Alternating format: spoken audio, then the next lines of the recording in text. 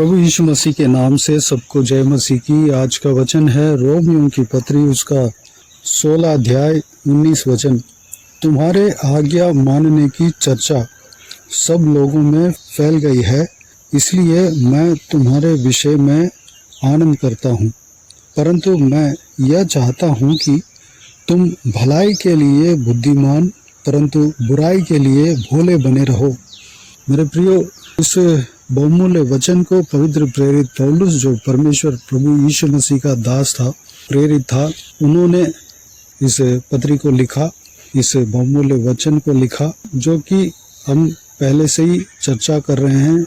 परमेश्वर का वचन भी यह कहता है, परमेश्वर का वचन के आधार पर जो भी पवित्र बाइबल में लिखा हुआ है वह सब इंसान ने लिखा है, लेकिन पवित्र आत्मा के प्रेरणा के द्वारा लिखा है। पवित्र आत्मा के प्रेरणा के द्वारा पवित्र पौलुस इस बहुमूल्य वचन को लिखा है, जो कि ये परमेश्वर का योजना है। परमेश्वर का योजना यह है कि ये सारा बहुमूल्य जीवित वचन हम तक पहुंचने पाए, हर एक इंसान तक पहुंचने पाए। मेरे प्रियो, इस वचन के मुताबिक हमें यह सिखलाई मिलता है, हम परमेश्वर का आज्ञा को मानने वाले व्यक्ति बने हैं, परमेश्वर प्रभु यीशु मसीह के ऊपर विश्वास रखे हैं। हमें भलाई करने में बुद्धिमान बनना है, बुराई करने में भोला बनना है। मेरे प्रियो, इस वचन को पवित्र प्रेरित पौलुस रोमियों के कलीसिया के लिए लिखा है, वह हमारे लिए ही लिखा है। परमेश्वर हमारे लिए इस वचन के द्वारा बात करते हैं। हम परमेश्वर प्रभु यीशु मसीह के पीछे चलने के लिए बुलाए गए हैं। हमारे स्वभाव किस तरह होना चाहिए, इस वचन के द्वारा हम मनन करने वाले हैं। हम भलाई करने में बुद्धिमान बनना चाहिए। किस तरह भलाई करें, परमेश्वर के काम को किस तरह करें, परमेश्वर के कलीसिया के लिए किस तरह हम अपना सहयोग करें, परमेश्वर के काम को कैसे इम्प्रूवमेंट करें, उस विषय में हमें बुद्धिमान बनना चाहिए।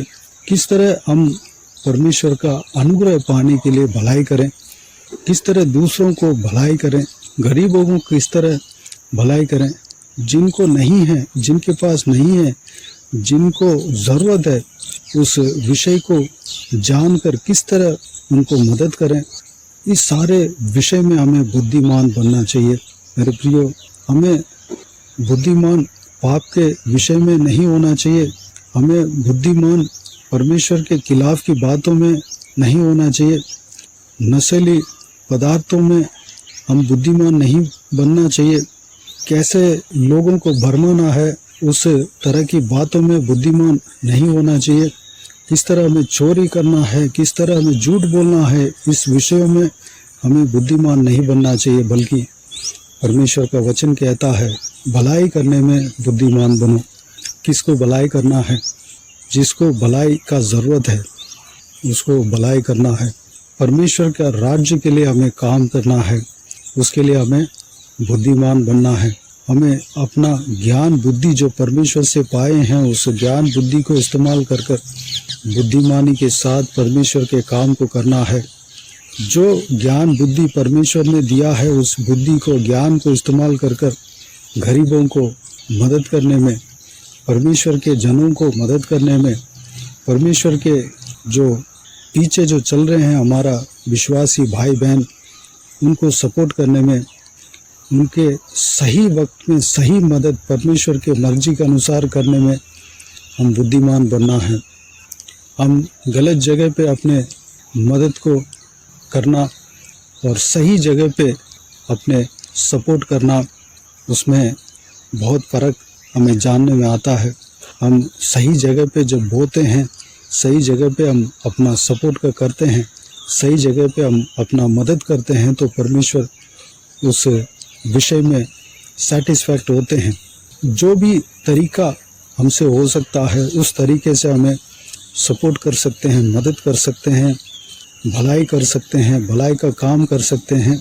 अगर बुज़ुर्ग व्यक्ति आपके सामने खड़े हैं तो उनको बैठा सकते हैं, अगर कोई बेसहारा है उसको सहारा दे सकते हैं, ये सब परमेश्वर के बुद्धि हमें कहता है, परमेश्वर के वचन हमें कहता है।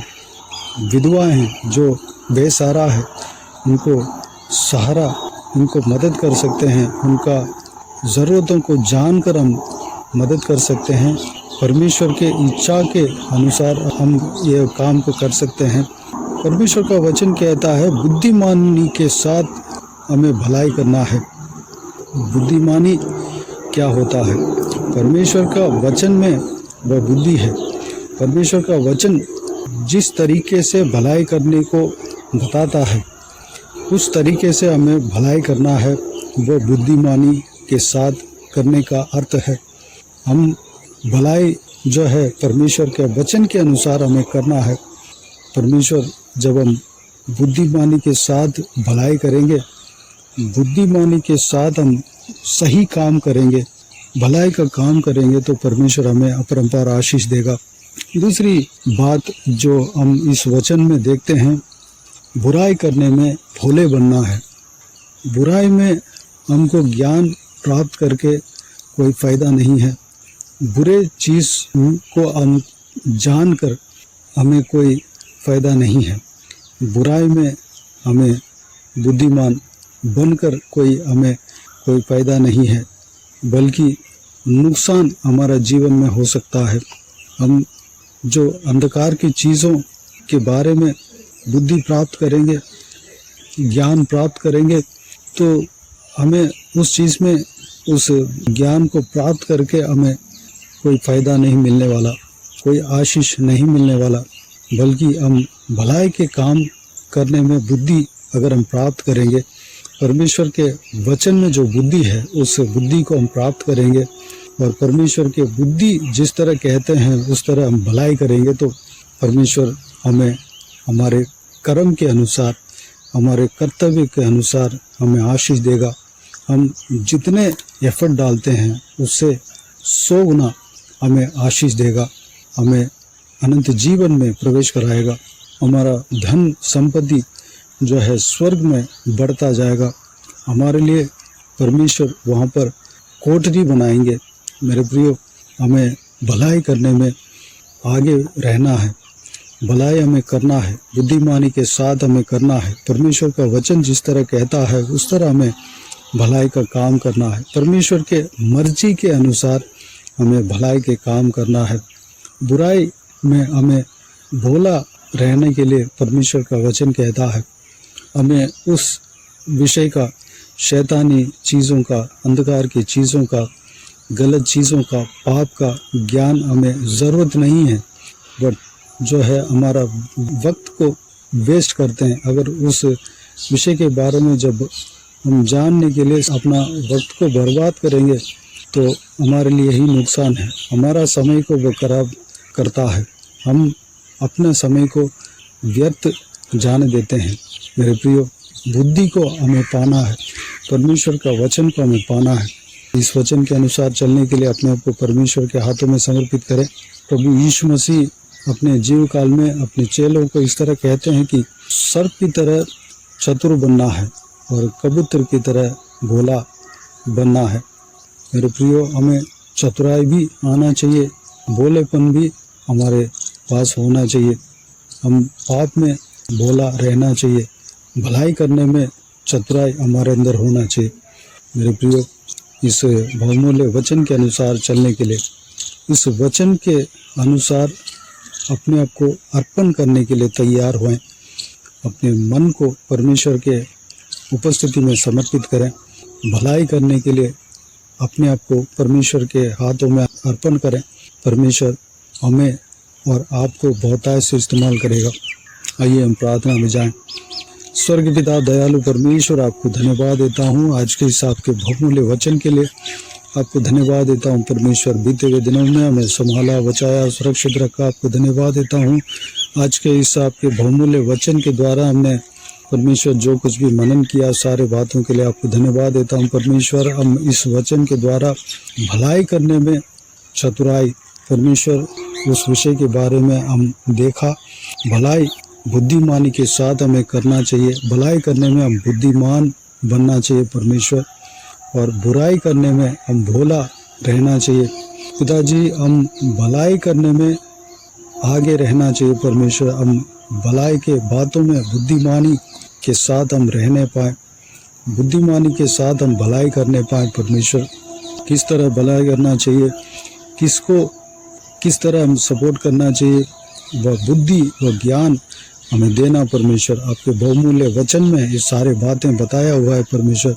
आपके बहुमूल्य वचन के अनुसार हम भलाई करने पाए पिता, अनुग्रह देना परमेश्वर। जो बुरी बातें उसका ज्ञान हमें ज़रूरत नहीं है पिता, हम उस तरफ नहीं मुड़ने पाए, उस बुरी चीज़ों की ओर हम नहीं मुड़ने पाए परमेश्वर, अनुग्रह देना पिता। हम भोला रहने पाए, जिस तरह आपके वचन कहता है वैसे हम भोला बनने पाए, भोला रहने पाए परमेश्वर, अनुग्रह देना पिता। हमें चलाना, हम पाप के विषय में ज्ञान प्राप्त करने से या नशीली पदार्थों के विषय में ज्ञान प्राप्त करने से या हम अंधकार की चीज़ों के विषय में ज्ञान प्राप्त करने से जो ज़रूरत नहीं है हमारे जो पवित्र जीवन के लिए, जो चीज़ ज़रूरत नहीं है उस कार्य को हम जानने में अपने समय को बर्बाद नहीं करने पाए परमेश्वर। आपने जो हमें जीवन दिया उस जीवन में हम भलाई के काम करने पाए, भलाई के काम हम बुद्धिमानी के साथ करने पाए। किस तरह भलाई करना है उस बुद्धि को, उस ज्ञान को हम प्राप्त करने पाए पिता, अनुग्रह देना। आपके राज्य के लिए हम परमेश्वर बुद्धिमानी के साथ काम करने पाए। जिनको ज़रूरत है, जिनको मदद की ज़रूरत है, उनको मदद करने में हम बुद्धिमानी के साथ काम करने पाए परमेश्वर। हमें बुद्धि देना, ज्ञान देना परमेश्वर, धन्यवाद। सारा व्यूअर्स को इसी तरह आशीष देना पिता, हर एक जनों को इस्तेमाल करना परमेश्वर, आपके राज्य के लिए इस्तेमाल करना, लोगों के मदद के लिए उन्हें इस्तेमाल करना परमेश्वर। बहुतायत से आशीष देना पिता। जो कुछ भी आपके वचन के अनुसार भलाई का काम करते हैं वह ज़रूर आपसे प्रतिफल पाते हैं परमेश्वर। आप उन्हें अपरंपार आशीष देंगे, आपको धन्यवाद देता हूँ। जितना वह एफर्ट वह डालते हैं उससे 100 गुना आप उन्हें आशीष देंगे।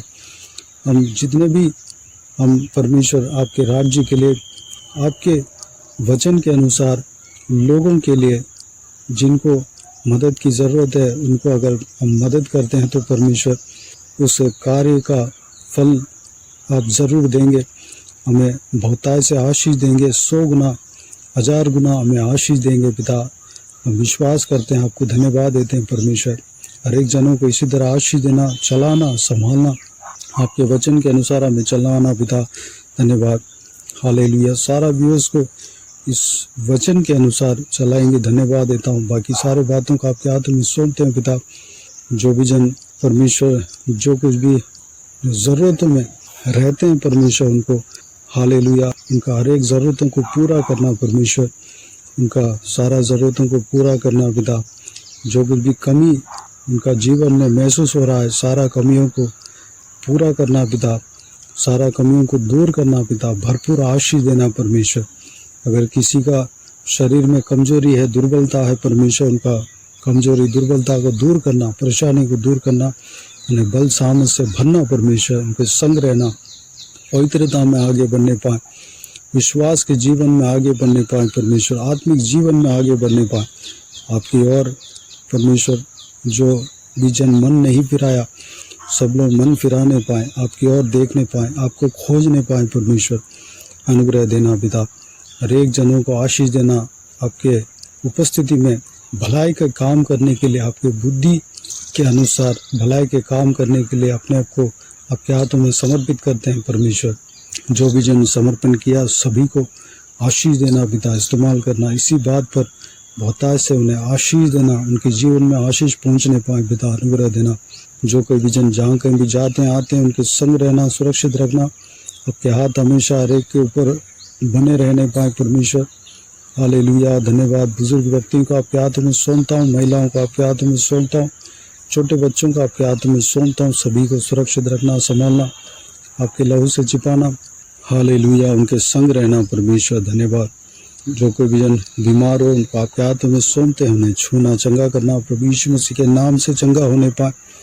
हालेलुया। अगर किसी को भी दुख हो, तकलीफ हो, सारा दुख तकलीफ को दूर करना, परेशानी को दूर करना, आंसू को पोंछना, धन्यवाद देता हूँ परमेश्वर। बाकी सारे बातों का आपके हाथ में सौंपते हैं, हर एक जनों को सुरक्षित रखेंगे। धन्यवाद आपके लहू से छिपाना पिता। सारा दुआ प्रार्थना को प्रभु यीशु मसीह के नाम से मांगते हैं। सारा आदर महिमा जलाल आपको मिलते रहे। आमीन आमीन। प्रभु यीशु मसीह के नाम से प्रभु यीशु मसीह का आशीष और अनुग्रह हम सभी के ऊपर बने रहे। आमीन आमीन। मेरे प्रिय, उस चैनल को सब्सक्राइब करें और शेयर करें। अगर किसी को भी प्रार्थना का विषय हो तो डिस्क्रिप्शन में दिए हुए नंबर पर कॉल करके प्रार्थना करा सकते हैं। हम आपके लिए प्रार्थना करेंगे। आप अपने व्यक्तिगत प्रार्थना में हमारे लिए प्रार्थना कीजिए। इस सेवकाई के लिए, इस सेवकाई का उन्नति के लिए, इस सेवकाई में जुड़े हुए हर एक जन के लिए, हर एक आत्मिक उन्नति के लिए, तरक्की के लिए, आत्मिक आशीष के लिए, संसारिक आशीष के लिए, पारिवारिक आशीष के लिए प्रार्थना करें। प्रभु यीशु आप सबको आशीष दे। इस सेवकाई के द्वारा परमेश्वर आपके जीवन में कार्य किया हो वह भी हमें बता सकते हैं, ताकि हम सब मिलकर परमेश्वर को धन्यवाद दे सके, महिमा कर सके। प्रभु यीशु आप सबको आशीष दे। आमीन आमीन।